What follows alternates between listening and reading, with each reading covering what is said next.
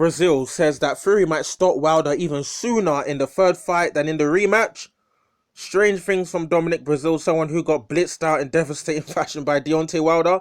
Still making statements, calling out everyone, calling out Dylan White, calling out Andy Ruiz, now talking about Deontay Wilder who blitzed him out. But let's get to what Dominic Breazeale actually said. He said, asked about the fight, he said, I was actually there.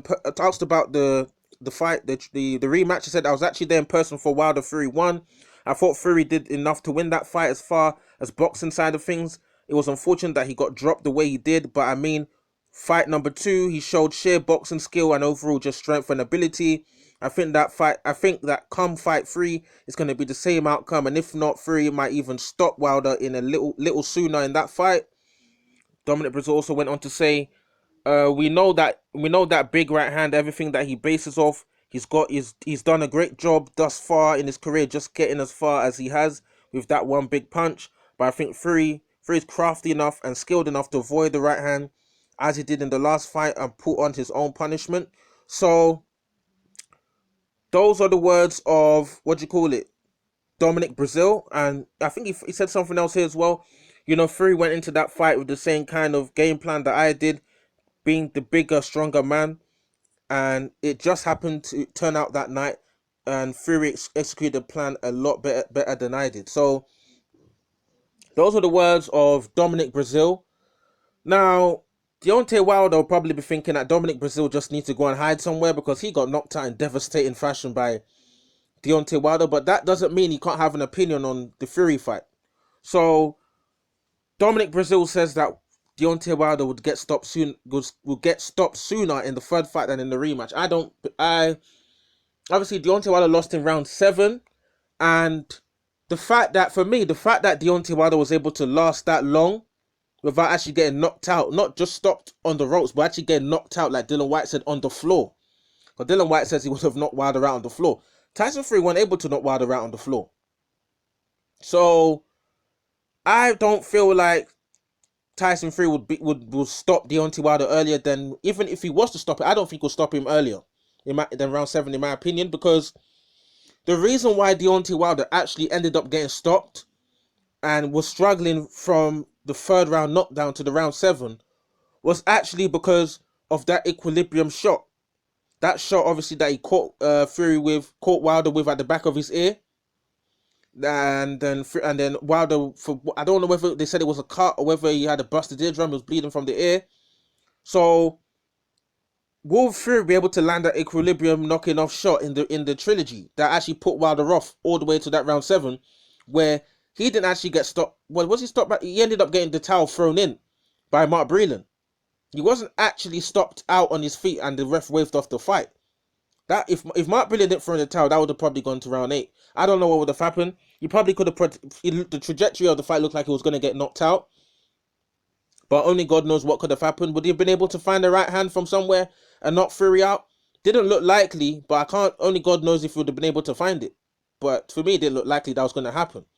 But the question I have in terms of Fury being able to stop Wilder earlier than he did is that, will he be able to find that shot that knocked off Wilder's equilibrium again?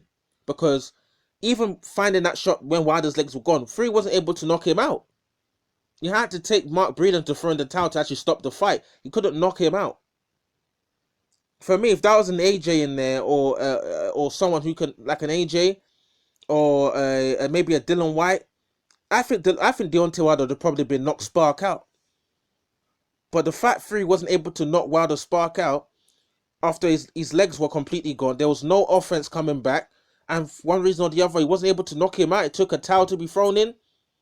That leads me to believe that if Fury doesn't really land something substantial on Deontay Wilder to really take his legs away, to, knock off his equilibrium or something like that, Wilder's durable enough to not get stopped early by Tyson Fury.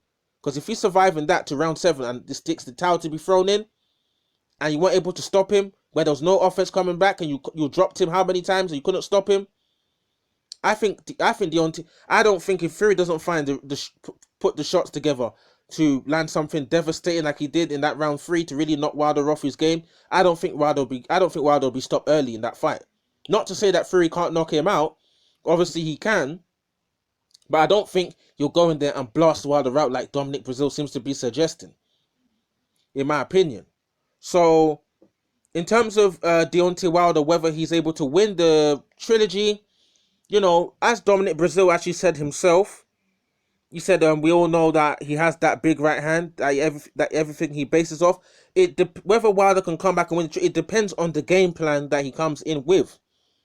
Is he going to come in there, just look for right hand again? Because that's a bad move again. That means he hasn't learned anything if he comes in there looking for the right hand. But the fact that Deontay Wilder's talked about bringing in George Foreman, and bringing in, I think he said one other person into his camp, it'll be interesting to see the effect that has on Wilder's performance in terms of training, sparring, and advising game plan, and to see what he does against Tyson Fury.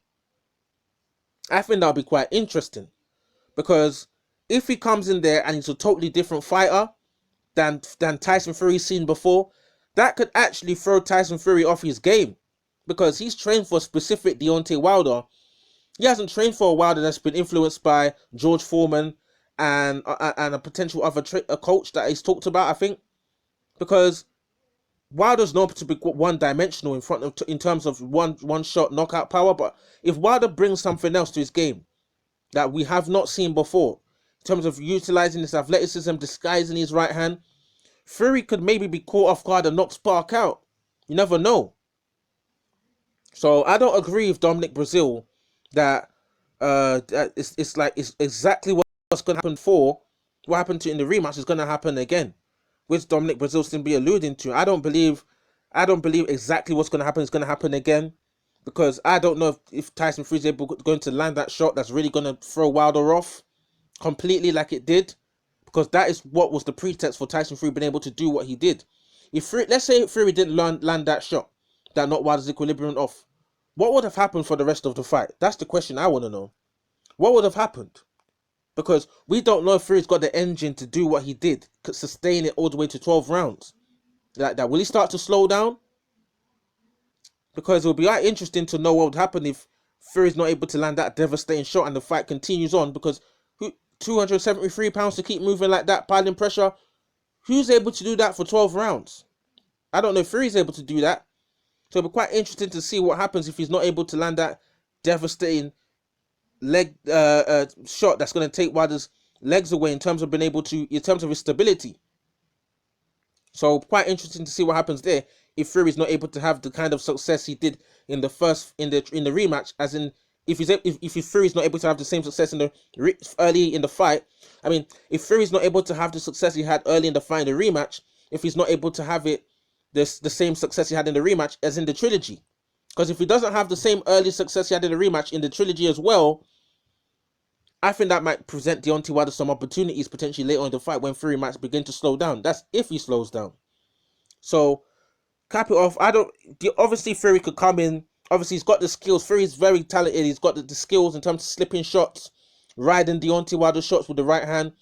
But whether Deontay Wilder wins, because Deontay Wilder could always potentially land a lucky right hand that knocks Fury Spark out. But argument's sake, let's say the same Fury comes in, riding shots, slipping shots, just like Dominic Breazeale says. If Deontay Wilder comes in with a game plan, learning from George Foreman and and bringing more tools to his arsenal, will Deontay Wilder be able to put Tyson Fury off and potentially do some damage himself? Remains to be seen. So drop your comments in the comment section below. What do you think about Dominic Breazeale talking about Fury might stop Wilder even sooner in the third fight than in the rematch? I know it might annoy Deontay Wilder, Dominic Breazeale, who he blitzed out in devastating fashion, highlight reel knockout, he's talking, but he needs to focus on what's going to do to Tyson Fury. So drop your comments in the comment section below. What do you guys think? Cool.